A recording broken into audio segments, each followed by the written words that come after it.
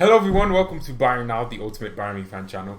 This is a video that a lot of you would like to watch, okay? We've been talking a lot about Real Madrid, okay? Are they now the biggest challengers for Bayern? And I think so. So I'm asking all Manchester City players, please just turn up just one time against Real Madrid. Because I will be just more confident about the Champions League hopes that Bayern have if Real Madrid's out. Because they are looking like a very good team right now. Zidanos, bang, he's back, snapping fingers and taking out half the universe and winning trophies again. Real Madrid, man, well, they're not winning La Liga because of their over-brilliance. They're winning it mainly because Barcelona have capitulated towards the end of the season. So, right, you can't really say Real Madrid have just been extraordinary. But defensively, they are solid. Their attacking isn't like something that's extraordinary, but they can cope with it. They're winning a lot of penalties again. Real Madrid referees are back. And you know what that means? The UEFA referees are back on the payroll. For the last 2 years, they haven't been. They're back on it, baby. So let's watch out for Real Madrid. Because Zidane is back. And he's going to snap some fingers. But seriously, Manchester City fans are watching this. Like, what about us? What about us, mate? Well, this is your team, bro. This is your team. This is supposedly the favorites for the Champions League, guys. There's their best winger right there. There's their right back right there. We all know, right? You know, he's a great right back. There's their right back right there. And there's their attacking midfielder right there. I guess he's supposedly the best player in the world. They're trying to get him to win a Ballon d'Or. And here's one of their wingers, right, from Portugal. Very good player right there. So I think right now, I think you all know exactly who can win it. You know, that's their team right there, ladies and gentlemen. So whenever a City fan says we're favorites for the Champions League, just show them that team. Because that's the best team in the world. Damn right. Damn sure. No, seriously. Seriously, though, I do think, look, if you look at Man City and the results they've been getting, this is one thing I said about City. City don't have an individual moment of brilliance in them. And people were like, well, but they have great players. No, that's not what I mean. I'm not saying they don't have great players or great individuals. I'm saying they don't have a player that can just take that type of game by the scruff of the neck and do something special. Man City are coached by Pep Guardiola, who micromanages, man. This guy could just be sitting on the touchline for 90 minutes telling his players exactly what he'd like to see them do. That's what Pep teams do. He doesn't really allow his teams to be fluid, do something different, switch it up. I watched City games whenever Sané was linked to us. I started watching City pretty much like a hobby whenever we got linked to Sané. I watched Sané in that game versus Liverpool, but every game I watched Sané in where Sané did something, I always felt like Pep was just like, oh, this German bastard again. Not you. Why you? See, that's what Pep is. Pep wants to control everything. Ian Robin said Pep Guardiola would call him at night and try to talk about football while he was sleeping. Pep is obsessed with the game. He's a micromanager. He takes all the little details and he wants to control them. So, what that means is, the majority of the times, 8 out of 10 games, Pep's philosophy will be high-flying. It's beautiful to watch when all the stars align together. It's brilliant. It's amazing to watch. I watch City because it's entertaining. The way they play, in between the lines, De Bruyne, David Silva, the wingers, 5 up front. Everyone, the half spaces, the way they utilize them. They get into the assist zone, get crosses into the exact same spot, scoring similar goals every single time. De Bruyne off that right-hand side channel. It's brilliant. It's amazing to watch. But the 2 out of 10 times it doesn't work. All you have to do, park the bus against City. But when you have the quality of pace on the break, that's where you really can hurt Manchester City.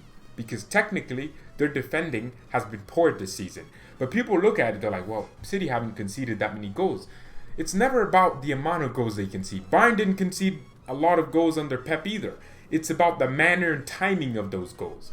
And this is what I mean with City and Pep. And what happens with their system is that Pep Guardiola is obviously so sure of his system that he's so afraid of getting absolutely tactically outclassed. He hates it. You can tell he's just every moment of the game trying to do something different that the opposition isn't ready for. He's always ready.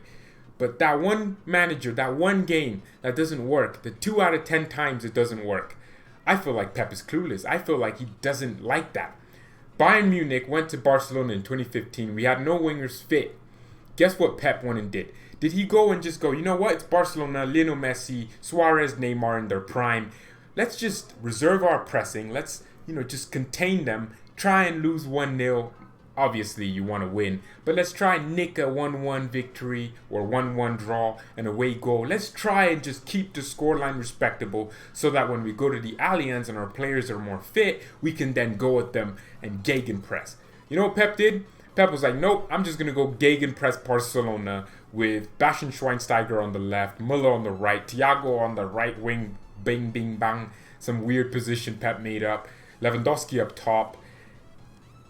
And obviously you concede. And it's not like gegenpressing is wrong. No, you can do it, but you have to pick the moments. And I think that's just one thing that I think with Pep is, remember Spurs last season. City fans will tell you this. Pep Guardiola, first leg, he didn't need to do anything unique.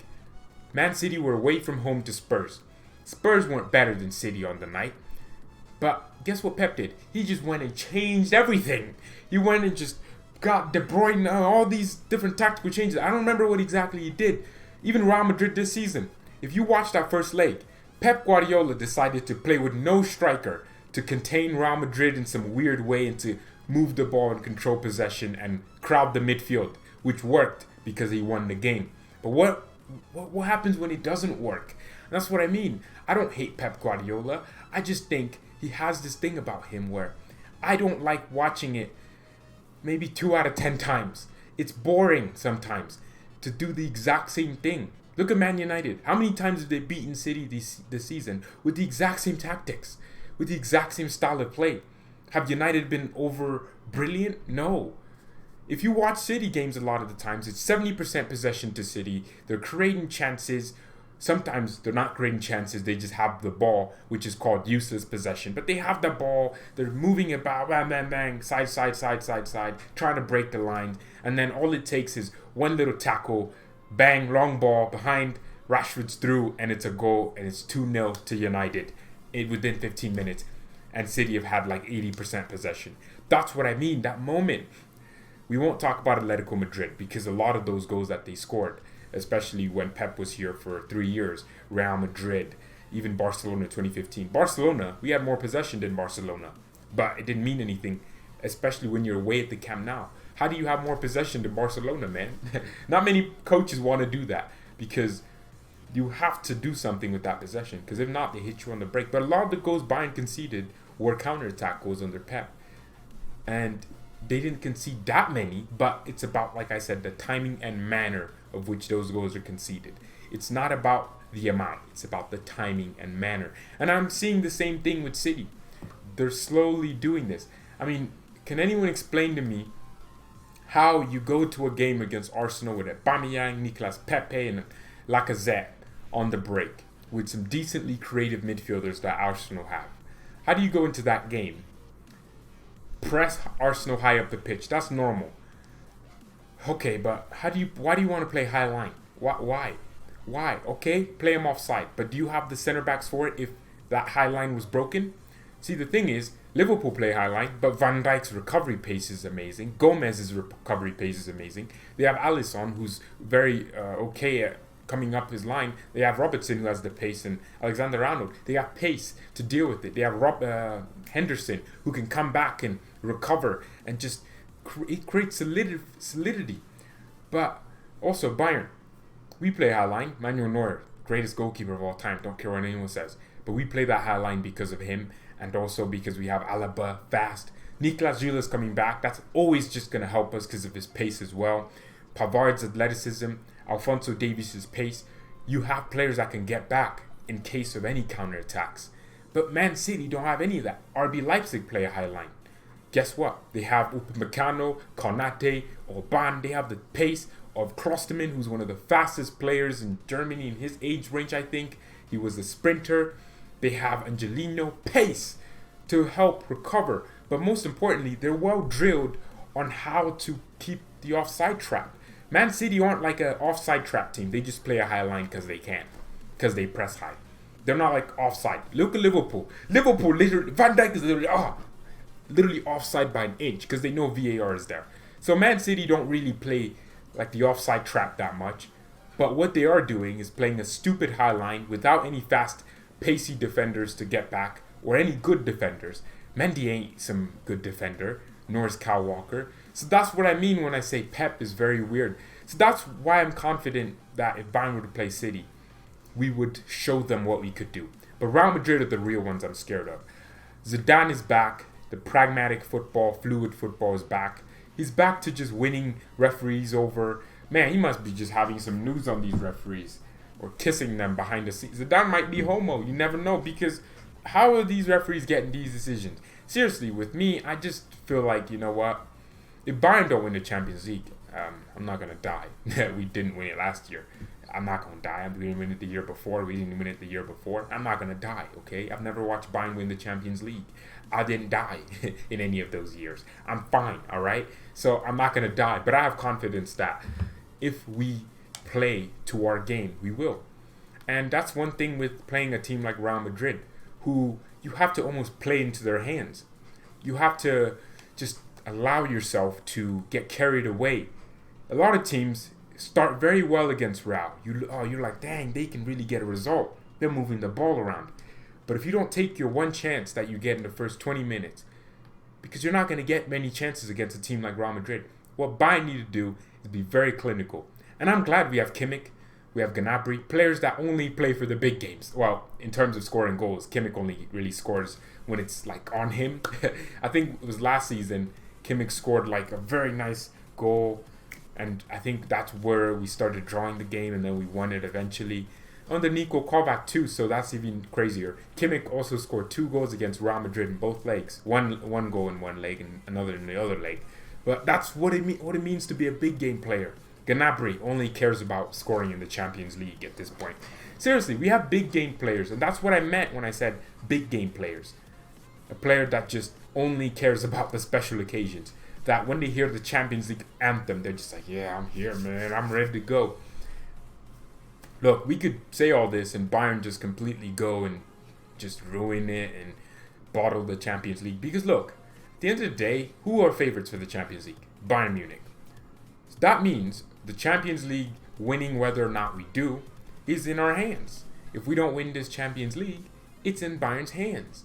Because technically, we're the best team in the world. We're favorites for it. Defensively, we're amazing. Also, attacking-wise, we're amazing. But we can really do something here. It depends on the players. The reason why I love the fact that Lewandowski and these players is they're showing it to me that they want it. What player stays injured on the pitch against Chelsea 20-something minutes? I really remember, because I rewatched the game a couple of times now. I remember exactly what moment Robert Lewandowski got injured. I think it was from a challenge on him by Rudiger or Christensen or something. He got injured. I could tell for a few minutes he was walking a little bit weird. But this guy stayed on the pitch for the entirety of the game. I think if Bayern were able to lift a big trophy this summer, in a few months, actually in 19 days, in a few weeks, if Bayern were able to lift that trophy up, people will look at it and say, oh, what was the moment that changed it, that changed the complexion of the competition for Bayern?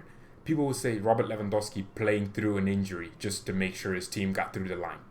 Because imagine if Lewandowski got subbed off, Zagzi comes in, maybe we don't win 3-0, we win 1-0, and then this pandemic happens, the second leg never happens, we don't have this, I guess, cushion against Chelsea to then go into and say, you know what, let's try and add to this. Now we have to really win at the Allianz Arena. Let's say it was that. Then no one would really say we were favorites. But the fact that we did do that to Chelsea, and you can't say Chelsea's a crap team, because this is a team that almost won the Super Cup against Liverpool and also won the Europa League. And this is a team that's been overperforming, especially due to the fact that they have so many young players. And I think that's the reason. These are the moments. Alphonso Davies making a brilliant run. What team has that? What team has that type of thing where it's one player, Alphonso Davies, that just runs through an entire defense with his pace and terrorizes defenders?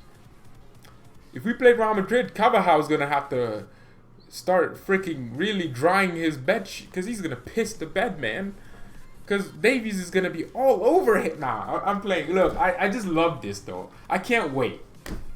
Can't wait. I can't wait to see what happens. If we win it, we win it. If we don't, we don't. But I want us to so bad to the point where I'm willing to put my life on the line for my team. Call it overconfidence, call it arrogance, but Bayern Munich's the best team in the world. And I don't care what you say. I don't care what anyone says. I'm ready for this Champions League.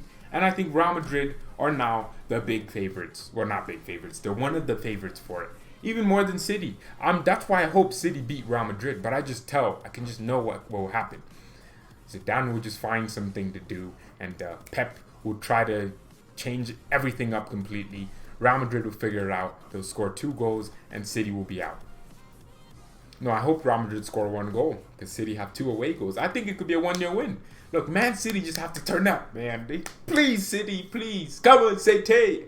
I'll be watching that game as a City fan. Please. All right, but thank you everyone so much for watching.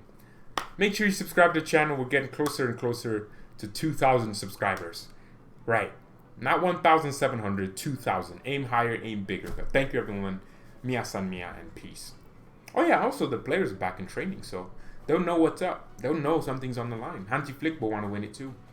Actually, Bayern's board will want to win it because it's been so long. Man, some clubs never had it. And we're out here saying, we only have 5.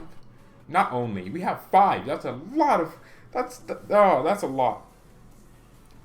That's a lot, man. I mean, when you go to 6, that's a new number right there. How many teams have 5 Champions Leagues? How many teams have a 5 on there? Exactly. Ajax only have a 4. Man, but that was so long ago. Alright, I'm out. Mia san mia. I already did that. Never mind. I guess I look stupid right now. Okay, cool. I'm out. Let me know what videos you'd like to see as well.